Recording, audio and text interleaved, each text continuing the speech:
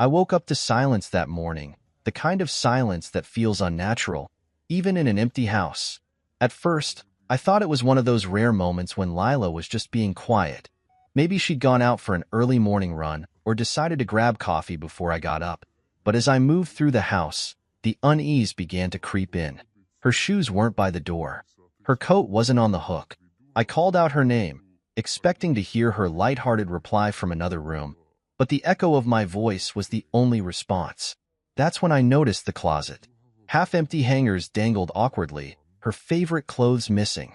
The drawer where she kept her jewelry and little trinkets was open, its contents cleared out.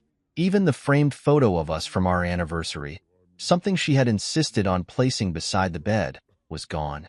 I stood there, staring at the hollow remnants of her presence, trying to process what this meant.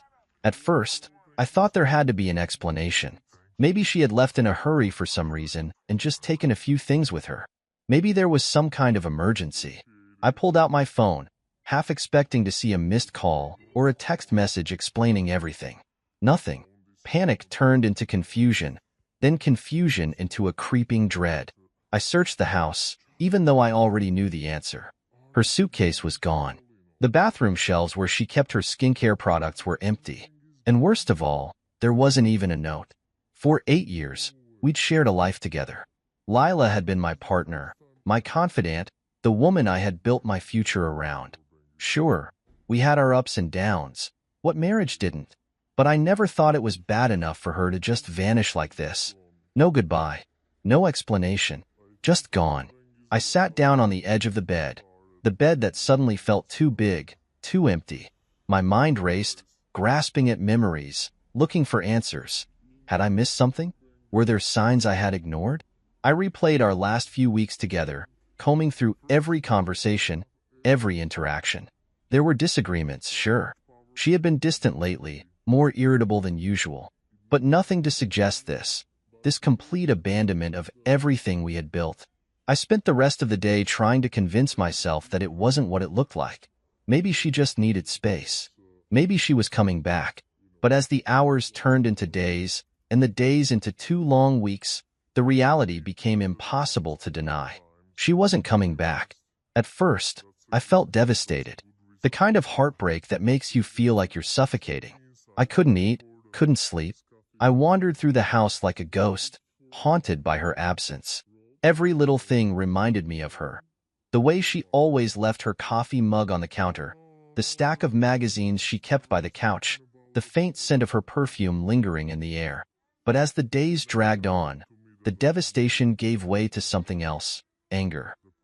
Not the kind of anger that flares up and fizzles out, but the deep, simmering kind. How could she do this? How could she just walk away without a word? Without even giving me the decency of an explanation? I had loved her. I had supported her dreams, stood by her through thick and thin. And this was how she repaid me? Friends tried to comfort me, but their words only made things worse. Maybe she's going through something, they'd say. Or, sometimes people just need to find themselves. But none of that felt like an excuse for the betrayal I was grappling with. This wasn't just about her leaving. It was about the way she had done it, the way she had discarded our life together as if it meant nothing. I spent hours replaying our years together, searching for the moment it all started to unravel. When had she stopped loving me? When had I become someone she could walk away from so easily? The questions circled endlessly, gnawing at me, but the answers remained elusive. By the end of those 2 weeks, I was exhausted, physically, mentally, emotionally. The woman I had devoted my life to was gone, and I had no idea why. All I knew was that the life I thought I had, the future I thought we were building, had been shattered. But even in the depths of that heartbreak, there was a flicker of something else, something I couldn't name yet, a seed of resolve buried deep beneath the pain. I didn't know it then, but I was about to uncover a side of myself I hadn't known existed. 2 weeks of silence had passed, each day dragging slower than the last. I was beginning to accept that Lila wasn't coming back, though the questions she left behind gnawed at me constantly. Then the phone rang. The number was unfamiliar, but a strange knot tightened in my stomach as I hesitated before answering. Hello? Hey, loser. The voice on the other end was smug, dripping with arrogance. It wasn't Lila. Hope I'm not interrupting your pity party. My grip on the phone tightened. Who is this? The man chuckled, a sound that made my blood boil. Name's Jeff. Thought I'd introduce myself properly since Lila didn't bother to. I'm her new man. My chest tightened, and for a moment, I couldn't speak. Jeff didn't seem to notice or care. He kept talking, his voice grating on every nerve I had left. Just wanted to let you know, she's doing great. She doesn't miss you, if that's what you were wondering. What do you want? I asked, my tone sharp, though my heart was pounding. Oh, nothing much, Jeff said, feigning innocence. I just thought you'd like to know how well things are going for us. The house is nice, real nice. Thanks for setting it up so perfectly. We're really making it our own. The house. My house. The realization hit like a thunderbolt, and the anger I'd been holding back surged forward. Jeff's voice droned on, something about redecorating and new furniture, but I wasn't listening anymore. My mind was racing, piecing together the implications of his words. Lila hadn't just left me. She had moved Jeff into the home we'd built together, the home I had painstakingly maintained. Thanks for everything, Jeff added, his tone laced with mockery. I guess you're good for something after all. I took a slow, deep breath, forcing myself to remain calm. Letting him see my anger would only feed his arrogance. Jeff, I said evenly, cutting through his rambling, do me a favor. Oh yeah? What's that? Check the house deed again. The line went silent. For a split second, I could almost hear him processing what I just said. Before he could respond, I hung up. My heart was pounding, but a smile tugged at the corner of my lips. Jeff had no idea what he had walked into. The house, which he clearly thought was his prize for winning Lila, was legally mine. Every square foot of it. I had handled all the paperwork when we purchased it, and Lila had left those details to me. She didn't know, or didn't care, that her name wasn't even on the deed. She and Jeff had moved into a house they had no claim to, and I wasn't about to let them keep it. The call left me energized in a way I hadn't felt in weeks.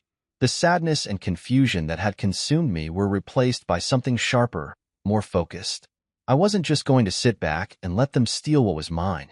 If they thought they could waltz into my life and take over, they were sorely mistaken. I poured myself a drink and sat down at the kitchen table, staring at my phone. I didn't expect Jeff to call back right away. He needed time to uncover the truth, to realize the extent of their mistake. And when he did, I'd be ready. The thought of Jeff and Lila discovering the reality of their situation brought a flicker of satisfaction. They thought they were untouchable, that they'd pulled off the ultimate betrayal without consequence. But they'd underestimated me. I spent the rest of the evening reviewing the deed, the lease agreements, and every piece of paperwork tied to the house. My lawyer had always advised me to keep my assets well documented, and now that preparation was paying off. Everything was in my name, from the property taxes to the utilities. Lila and Jeff had no legal footing to stand on. The next day passed uneventfully, though I found myself glancing at my phone more often than usual. I knew Jeff would call back eventually. It was only a matter of time. Sure enough, by the late afternoon, the phone buzzed. His name wasn't in my contacts, but I recognized the number immediately. I let it ring for a moment before answering. Hello? You son of a... Jeff's voice was a mix of panic and fury. What the hell did you do? You own the house? I leaned back in my chair, keeping my tone calm. It's all in the deed, Jeff. Maybe you should have done your homework before moving in. He launched into a string of expletives, ranting about betrayal, fraud, and how I couldn't do this to him. I let him rage, listening with a calm amusement that only seemed to infuriate him further. When he finally paused, out of breath, I added, "Oh, and just so you know, the lease agreement you signed, that's with me too, and you're in violation of it." I hung up again, cutting him off mid-sentence. My heart was racing, adrenaline coursing through my veins, but I couldn't stop the grin spreading across my face. Let the games begin. The hours after Jeff's panicked callback were filled with a kind of satisfaction I hadn't felt in weeks. It wasn't just about having the upper hand. It was about reclaiming control. After weeks of confusion, heartbreak, and unanswered questions, I finally had the opportunity to set things right on my terms. I didn't hear from Jeff or Lila the next day. That silence was almost more satisfying than his frantic shouting had been. I could picture them pacing the house, poring over paperwork, and arguing about how they'd ended up in this mess. The image of Jeff, the smug man who had called me a loser, now floundering under the weight of his own arrogance, was poetic. I wasn't going to rush my next move. The beauty of the situation was that I didn't have to. Every legal document was in my name, and the law was entirely on my side. They could rant, rave, and throw accusations all they wanted, but nothing they did could change the fact that they had no claim to the house they were so eager to flaunt. In the meantime, I started putting my plan into motion. I reached out to my lawyer, Andrew, a sharp and meticulous professional who had helped me manage my real estate assets for years. When I explained the situation, he didn't hide his amusement. "So, let me get this straight," Andrew said, a hint of laughter in his voice. "Your wife left you, moved in with her boyfriend, and they're living in one of your properties?" "Pretty much," I replied, unable to suppress a small chuckle myself. Andrew shook his head. "You can't make this stuff up." "Well, the good news is you're in the clear. The deed is in your name, and the lease agreement gives you full control.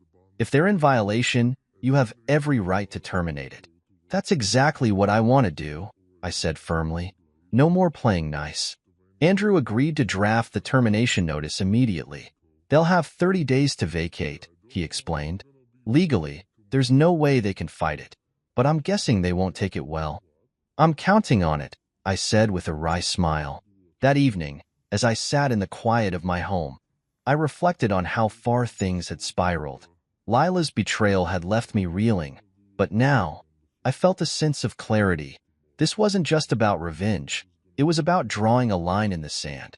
Lila and Jeff had crossed it, and now it was time for them to face the consequences. 2 days later, the termination notice was delivered. I received confirmation from Andrew that it had been served to the tenants, and I waited for the inevitable fallout. It didn't take long. The phone rang just after noon. It was Lila. "Hello?" I answered, keeping my voice neutral. "Nathan," she began, her tone frantic. "What is this notice about? Why are you terminating the lease?" "Stop," I interrupted, my voice calm but firm. "You don't get to play the victim here, Lila. You made your choices. You walked out. Now you're living with the consequences." Her voice wavered. But this is our home now. You can't just—" "It's my house," I corrected her. "You don't have a leg to stand on, legally or otherwise." She tried to argue, but her words were a tangled mess of desperation and half-hearted excuses. I didn't have the patience for it. "You and Jeff have 30 days to vacate," I said. "After that, I'll have no problem involving law enforcement if necessary." The line went silent for a moment. Then, in a quieter voice, she asked, "Why are you doing this?" I felt a flicker of something. Was it guilt? Pity? Whatever it was, I pushed it aside. "Because you don't get to walk all over me and expect me to stay silent. You made your bed, Lila. Now lie in it." I hung up before she could respond. That evening, I received another call, this time from Jeff. Predictably, he was livid. His shouting was barely coherent, a string of insults and threats that only served to reinforce how powerless he really was. I listened in silence, letting him vent until he ran out of steam. "You done?" I asked, my tone calm. "This isn't over," he spat. "We'll see about that," I replied and hung up again. The storm was just beginning, but for the first time in weeks, I felt steady. Lila and Jeff had underestimated me, and now they were reaping the rewards of their arrogance. I wasn't just regaining control of my house. I was reclaiming control of my life. The fallout from the termination notice hit faster and harder than I expected. The morning after my call with Jeff, I woke up to a barrage of texts and missed calls from both him and Lila. They ranged from frantic pleas to outright threats, a chaotic cocktail of desperation that made their situation all the more satisfying to watch unfold. I ignored the messages. I had nothing more to say, and besides, the legal process was already in motion. The 30-day countdown had begun, and there was nothing they could do to stop it. By midday, Jeff's frantic texts escalated into another phone call. I answered this time, curious to see what angle he'd try next. "You're making a big mistake," he began, his voice dripping with barely contained anger. "You can't just throw us out. This is our home now." "Our home?" I replied, feigning surprise. "That's interesting, Jeff, because last I checked, the deed has my name on it, and you're violating the lease agreement. So no, it's not your home." He sputtered, searching for a retort but finding none. "This isn't fair," he finally said. "Lila and I have built a life here. A life in a house you have no right to," I shot back. "Maybe you should have thought about that before moving in." His tone shifted, becoming more aggressive. "If you think I'm just going to roll over and let you win, you've got another thing coming. I'll fight this." "Good luck with that," I replied calmly. "The law's on my side, Jeff. You might want to save your energy for packing." I hung up, feeling a surge of satisfaction. Jeff's bravado was crumbling, and it was only a matter of time before Lila followed suit. Sure enough, a few hours later, she called me. This time, her tone was different, not angry, but pleading. "Nathan, please," she began, her voice trembling. "Can we just talk? This has all gotten out of hand." "There's nothing to talk about, Lila," I said evenly. "You made your choices, and now you're dealing with the consequences. That's how life works." "But where are we supposed to go?" she asked, her voice breaking. "We don't have anywhere else lined up. You can't just leave us stranded." I paused, letting her words hang in the air.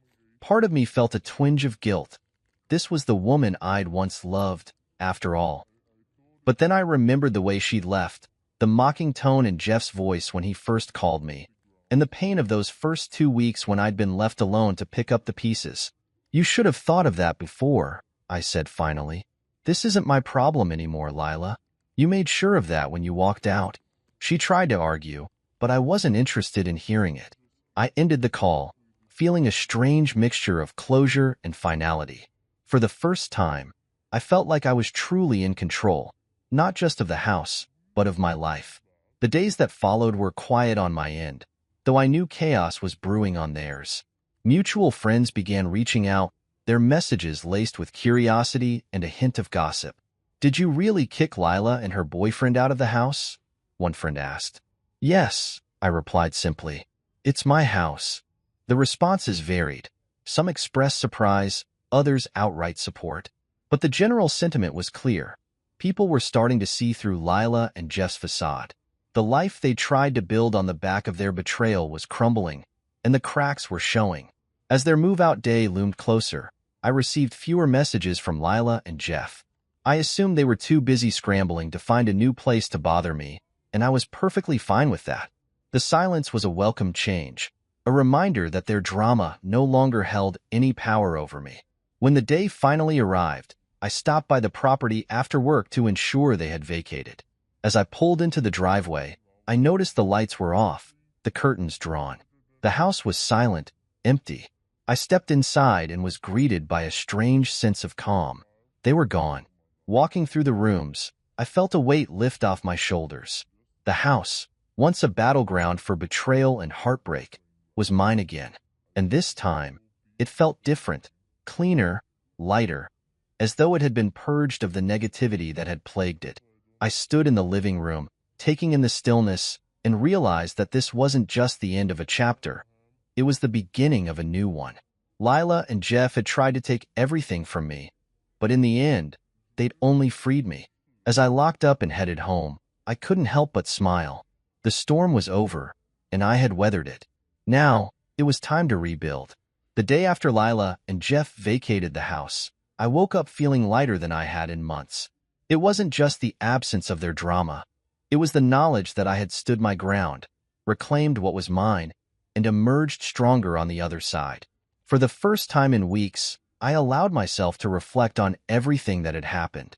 Lila's departure, the betrayal, the smugness of Jeff's initial call, and the chaos that followed. It all played out like scenes from a movie. But now, the credits had rolled, and I was finally free to write the next chapter of my life. That morning, I drove to the house. It was a crisp, clear day, the kind that made everything feel possible. As I unlocked the front door and stepped inside, I was struck by the quiet. The silence wasn't oppressive or sad. It was peaceful. The house felt empty, yes, but it also felt clean, as though it had been stripped of all the negativity that had once filled it. I walked from room to room, taking note of what needed to be repaired or replaced. Jeff and Lila hadn't exactly left things in pristine condition. There were scuff marks on the walls, scratches on the floors, and a lingering smell that I couldn't quite place. But none of it bothered me. If anything, it was an opportunity to make the space my own again. Later that day, I met with a cleaning crew and a contractor. The cleaning crew was efficient, scrubbing away every trace of Lila and Jeff's presence, while the contractor and I discussed plans to repaint the walls, refinish the floors, and make a few upgrades. By the end of the day, the house already felt different, brighter, lighter, and full of potential. As the renovations began, I found myself rediscovering a sense of purpose. I threw myself into the project, choosing colors, picking out furniture, and envisioning how each room would look once it was complete. It wasn't just about fixing the house, it was about rebuilding my life. The process was surprisingly therapeutic. Painting the walls felt like wiping the slate clean. Refinishing the floors felt like grounding myself in something solid and unshakable.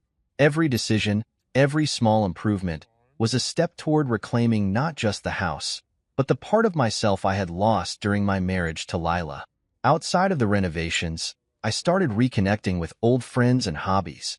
Chris, my closest friend, made it his mission to drag me out of the house at least once a week. "You've spent enough time wallowing," he said one night as we sat at a bar, beers in hand. "It's time to start living again." He was right, of course. Slowly but surely, I began to re-enter the world. I picked up photography again, dusting off the camera that had been sitting and used in a closet for years. I started going to the gym, channeling my frustration and energy into something productive. I even joined a local hiking group, exploring trails I'd never had time to visit before. The more I focused on myself, the less I thought about Lila and Jeff. Their betrayal, once a constant source of pain, became a distant memory. I didn't know where they were or what they were doing, and I didn't care. My life was moving forward, and they were no longer part of the story. A few weeks after the house renovations were complete, I invited Chris over for dinner. As we sat in the newly decorated dining room, laughing and reminiscing, I realized how far I had come. The house, once a symbol of heartbreak, was now a place of peace and possibility. It wasn't just a house anymore. It was a home, my home. By the time Chris left that night, I felt something I hadn't felt in a long time: pride. I had faced betrayal, heartbreak, and humiliation, but I had come out stronger. The house was proof of that, a tangible reminder of my resilience and determination. As I stood in the living room, looking out at the moonlit yard, I thought about what lay ahead. There was still work to be done, both on the house and on myself, but for the first time in a long time, I felt ready to face it. The future was mine to shape, and I wasn't going to let anyone take that away from me. With the house fully restored and my life regaining a sense of normalcy, I thought the chapter with Lila and Jeff was finally closed. But of course, life rarely lets you move on without a few final twists. The day I received a letter from Jeff's lawyer, I couldn't help but laugh. It was a pathetic attempt at intimidation, accusing me of fraudulently evicting them and demanding compensation for the emotional distress I had allegedly caused. The audacity was almost impressive. Jeff, the man who had mocked me for weeks, was now trying to play the victim. I handed the letter to my lawyer, Andrew, who skimmed through it with a smirk. "This is nothing more than a desperate bluff," he said, tossing the letter onto his desk. "They don't have a legal leg to stand on." Andrew's confidence reassured me, but I couldn't help feeling a flicker of annoyance. Jeff and Lila had already taken so much from me: my peace, my trust, and the life I thought I was building. Now, they were trying to take my time and energy, but if they wanted a fight, I was more than ready. Over the next few weeks, Jeff's threats escalated. He called, texted, and even showed up outside the house once, yelling obscenities and demanding justice. Each time, I calmly reminded him that he was trespassing and that I had no intention of engaging with his antics. My resolve only seemed to enrage him further, which, admittedly, was satisfying. Meanwhile, Lila's approach was softer. She started sending me long, apologetic messages, claiming she had been manipulated by Jeff and that she deeply regretted her actions. "I never wanted it to end this way," one text read. "I was confused, Nathan. I made a mistake. Please, can we just talk?" Her words might have swayed me months ago, but now they felt hollow. The time for apologies had long passed. I didn't respond to her messages, and eventually, they stopped coming. Jeff, however, wasn't ready to give up. His lawyer sent another letter, this time threatening to sue for damages. Andrew, ever unflappable, crafted a response that was equal parts professional and scathing. He outlined the lease violations, the legal grounds for termination, and the overwhelming evidence in my favor. "If they want to take this to court," Andrew said, "they're going to lose. Badly." The letter seemed to do the trick. Jeff's lawyer went radio silent, and the threats stopped. Once again, I was reminded of how flimsy their entire plan had been. Jeff and Lila had built their relationship on lies, arrogance, and betrayal, and now they were reaping the rewards of their actions. With the legal drama behind me, I finally felt like I could breathe again. The house, now fully renovated, was a haven of peace and stability. My career was thriving, my friendships were stronger than ever, and I was rediscovering passions I had long neglected. Photography, hiking, and even cooking became outlets for creativity and joy, filling my days with purpose. One evening, as I sorted through old files, I stumbled upon the original deed to the house. Seeing my name on that document brought a wave of pride and satisfaction. This house had been a point of contention, a battleground for betrayal, but it was also a symbol of resilience. I had fought for it, not because I needed the property, but because it represented everything I had worked for and refused to let anyone take from me. Chris stopped by later that week, bringing a bottle of wine to celebrate what he called the official end of the Jeff and Lila saga. We sat on the porch, sipping wine and laughing about how far things had come. "You know," Chris said, leaning back in his chair, "a year ago, I was worried about you. But now, you're unshakable, man." I shrugged, smiling. "I had to be. They gave me no choice." He raised his glass. "To resilience and revenge." I clinked my glass against his. To moving forward. The legal threats, the betrayal, the heartbreak. It was all behind me now. Jeff and Lila had tried to take everything, but they had only succeeded in teaching me how strong I really was. Their drama no longer held any power over me. My life was my own again, and I was determined to make the most of it. As the sun dipped below the horizon, casting the world in a golden glow, I felt a deep sense of contentment. This wasn't just the end of a chapter. It was the beginning of something new. And for the first time in a long time, I was genuinely excited about what lay ahead. Lila and Jeff's eviction was now a memory, and I was finally starting to enjoy the peace that came with reclaiming my life. Yet, life has a way of letting loose one last storm before the calm truly sets in. About a month after the legal drama ended, word began trickling back to me through mutual acquaintances. Jeff and Lila's relationship was imploding under the weight of stress and mutual blame. It seemed that their so-called perfect partnership hadn't been built to withstand reality. According to Chris, who always seemed to know the latest gossip, Lila had discovered that Jeff wasn't quite the man she thought he was. His flashy lifestyle had been funded by borrowed money and empty promises, and without the stability of my house and my unwitting financial support, the cracks in their relationship had become chasms. "They're not even trying to keep it private," Chris said one afternoon, grinning as he leaned against my kitchen counter. Apparently, she kicked him out of wherever they're staying last week. Some huge blow-up. People are saying Jeff's back to couch surfing. I couldn't help but smile at the irony. The man who had so confidently declared, "I own your wife now," had been reduced to begging for places to crash.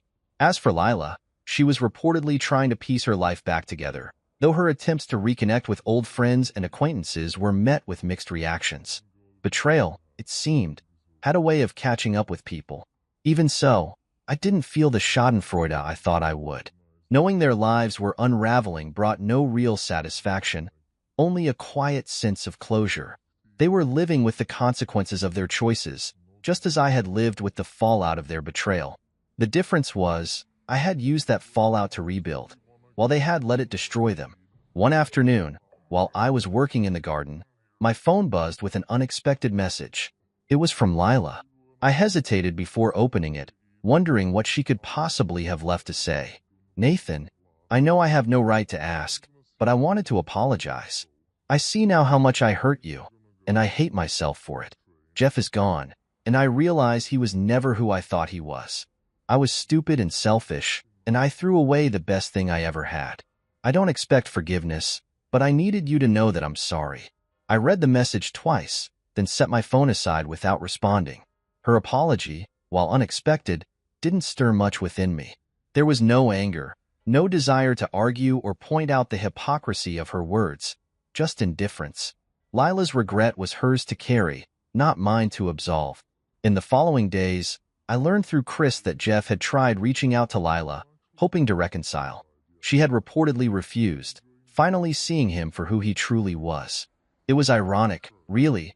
She had left me for him, only to realize too late that her dreams of a better life were built on lies. While their drama unfolded in the background, my own life was flourishing. The house renovations were complete, and the space felt like a true reflection of me, calm, grounded, and filled with potential. I had taken up photography more seriously, turning it from a hobby into a side passion that brought me unexpected joy. Weekends were now spent exploring local trails, capturing sunsets, and rediscovering the beauty in the world. The friends who had stood by me during the worst of it continued to remind me that I wasn't alone. Chris was still a constant presence, dragging me to social events and pushing me to step outside my comfort zone. "You're too good a guy to sit around by yourself," he said one night, shoving a beer into my hand at a backyard barbecue. "The world deserves to see this new and improved Nathan." And while I wasn't quite ready to dive into dating again, I had started to entertain the idea. There was a woman in my hiking group who always seemed to end up walking beside me, her laughter brightening even the most grueling trails. It wasn't love, not yet, but it was something, a spark, a reminder that new beginnings were possible. As for Lila and Jeff, their lives had become a cautionary tale, a reminder of the cost of betrayal and the fragility of relationships built on deceit. I didn't wish them ill, but I also didn't waste energy hoping for their redemption. Their journey was theirs to navigate, just as mine was mine. One evening, as I stood on the porch of my newly renovated house, the sky painted in shades of orange and pink, I felt a deep sense of contentment. The chaos, the heartbreak, the anger, it was all behind me now. What lay ahead was a future filled with possibility, one I was ready to embrace with open arms. With the drama of Jeff and Lila firmly in the rearview mirror, I found myself settling into a life that felt entirely my own. The house, once a battleground for betrayal and heartbreak, had become a sanctuary. Each day brought new opportunities for growth, and I embraced them with a sense of freedom I hadn't felt in years. The renovations were finished, the last of the paint dried, and the furniture arranged just the way I liked. Every inch of the house reflected my personality and preferences. No compromises, no lingering traces of a life that had been tainted by deceit. It was a fresh start, and I relished every moment of it. With the house no longer a project, I shifted my focus to rebuilding myself. Therapy continued to be a cornerstone of my recovery. Dr. Miller, ever insightful, helped me confront the deeper wounds left by the betrayal. "Healing isn't about forgetting," she said during one session. "It's about finding peace in the memories, even the painful ones." I took her words to heart, revisiting old memories not with bitterness but with curiosity. What had I missed? What patterns had I ignored? The process wasn't easy. There were moments when the weight of those reflections threatened to pull me under. But it was necessary. Each session left me feeling lighter, as though I was shedding the emotional baggage I had carried for years. Meanwhile, my social circle continued to grow. Chris remained a constant source of encouragement, pushing me to step out of my comfort zone. "You've spent enough time in your cocoon," he said one night over dinner. "It's time to spread your wings." And so, I did. I joined a local photography club, where I met people who shared my passion for capturing life's fleeting moments. Our outings became the highlight of my weekends, wandering through forests, exploring hidden beaches, and chasing sunsets with my camera in hand. Each photo felt like a small triumph, a reminder that beauty existed even in the wake of heartbreak. I also found myself spending more time with my hiking group. The woman who always seemed to walk beside me, her name was Sarah, had an easy way of making me laugh, even when the trail was steep and my legs ached. She wasn't just kind. She was genuine, a quality I hadn't realized I craved until I met her. We started meeting for coffee after hikes, our conversations flowing effortlessly. It wasn't love, not yet, but it was something real, something worth exploring. Through all of this, Lila and Jeff faded further into the background. I heard occasional updates through mutual friends. Lila was working a retail job to make ends meet, while Jeff had moved on to another unsuspecting target. Their story no longer evoked anger or sadness. Instead, it was a distant echo, a reminder of the life I had left behind. One evening, as I stood on the balcony of my house, looking out at the garden I had nurtured back to life, I felt an overwhelming sense of gratitude. The pain of betrayal had once threatened to define me, but now it was merely a chapter in a much larger story. The lessons I had learned about resilience, self-worth, and the importance of setting boundaries had reshaped me into someone stronger, someone wiser. The house, once a symbol of broken dreams, now stood as a testament to my journey. It wasn't just a building. It was a reflection of my growth, my determination, and my ability to rebuild in the face of adversity. As the stars began to dot the night sky, I raised a glass to the future. For the first time in a long time, I felt truly at peace. The road ahead was uncertain, but I was ready to face it with open arms and an open heart. Months had passed since the chaos of Jeff and Lila had finally been put to rest. My life had become something entirely new, a mix of calm, fulfillment, and quiet excitement for the future. The scars of betrayal were still there, but they no longer stung. Instead, they served as reminders of how far I had come. Then, one evening, at a mutual friend's birthday party, I saw her, Lila. It was the first time we'd been in the same room since her move-out day. She looked different. The confident, glamorous woman I had once known was now subdued, her demeanor quieter, almost hesitant. She caught my eye across the room, and for a brief moment, I considered walking away. But curiosity, or perhaps closure, kept me rooted in place. She approached me slowly, as though unsure of how to start. "Nathan," she said, her voice soft, almost timid. "Lila," I replied, keeping my tone neutral. "I wasn't sure if you'd come," she admitted, glancing around the room. "It's been a while." "It has," I said simply, letting the silence fill the space between us.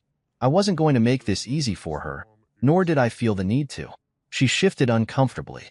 "You look good. Happy." "I am," I replied honestly. "Life's been good to me." She nodded, her eyes flickering with something I couldn't quite place. Regret, perhaps, or longing. "I've heard about some of the things you've been doing. The photography, the house renovations. It sounds like you've really turned things around." I shrugged. "I've been busy." The conversation felt stilted, and I had no desire to prolong it. But before I could excuse myself, she spoke again, her voice tinged with hesitation. "Nathan, I just want you to know, I'm sorry for everything." I paused, letting her words sink in. Months ago, I might have craved this apology, might have thought it would bring some sense of closure. But now, standing in front of her, I realized I didn't need it. I had already made peace with the past, and her words, while sincere, couldn't change what had happened. "I appreciate that," I said finally, my tone even. "But we've both moved on. What's done is done." She nodded, her expression falling slightly. "I know I don't deserve it, but I hope, someday, you can forgive me." Forgiveness. It was a strange word, one I hadn't given much thought to in recent months. Did I forgive her? Perhaps. But more importantly, I had forgiven myself for the times I had ignored the red flags, for the trust one had misplaced, for staying in a relationship that had long since lost its foundation. "I already have," I said, surprising even myself.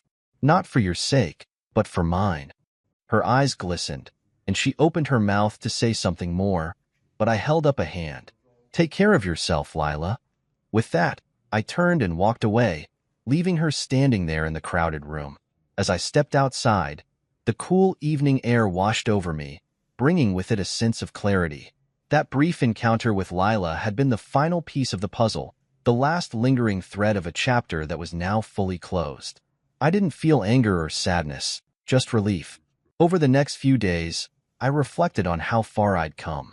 The house, now a haven of peace and creativity, was a symbol of my resilience.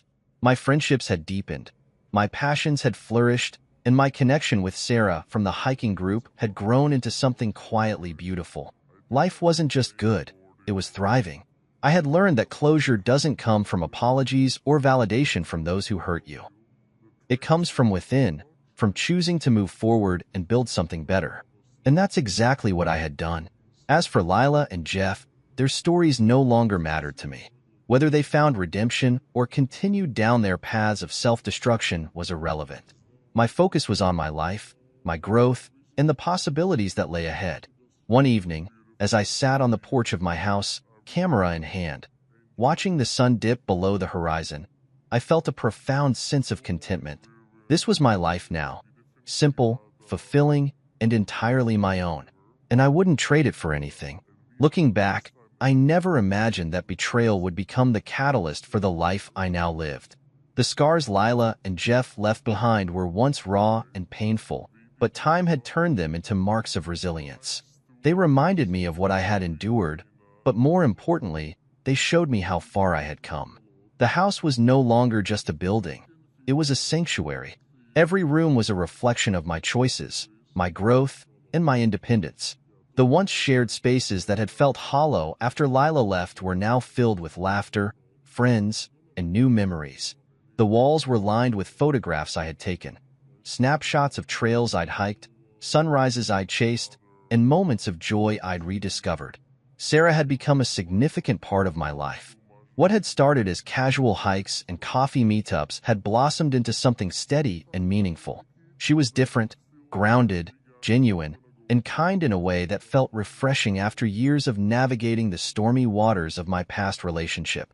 With her, there was no pretense, no agenda, just a shared appreciation for life and the moments that made it worth living. One evening, as Sarah and I sat in the garden, she turned to me with a smile. "You know, you've built something really special here," she said, gesturing to the house, the garden, and the life I had pieced back together. It wasn't easy, I admitted, my gaze drifting to the horizon, but it was worth it. And it was. Every painful moment, every sleepless night, every hard-fought step forward had led me to this point. I had learned to value myself, to set boundaries, and to embrace the things that truly mattered. Occasionally, I'd hear whispers of Lila and Jeff's lives. Lila was reportedly working a string of jobs to make ends meet, her once glamorous life a distant memory. Jeff, predictably, had moved on to another woman, leaving behind a trail of broken promises and burned bridges. Their stories no longer carried any weight in my life. They were simply echoes of a chapter one had closed. The final closure came one afternoon when I received a letter in the mail. It was from Lila. Her handwriting was shaky, and the envelope carried no return address. I hesitated before opening it, unsure if I even wanted to read what she had to say. "Nathan, I don't know if you'll ever read this, but I needed to write it. I've spent a lot of time reflecting on everything that happened, and I want you to know how deeply sorry I am. You didn't deserve what I did to you. I was selfish, and I let my own insecurities and desires destroy something good. I've lost a lot since then, and while I know I can't undo the damage, I hope you find happiness. You deserve it." I folded the letter and placed it in a drawer, unsure of what to do with it. Her apology, while appreciated, didn't change anything. I had already moved on, but it felt like a fitting epilogue to the story. Lila's acknowledgement of her actions was her burden to carry, not mine. As the months rolled on, I continued to build a life that felt authentic and fulfilling. My photography turned into a small business, with clients reaching out for portraits and nature shoots.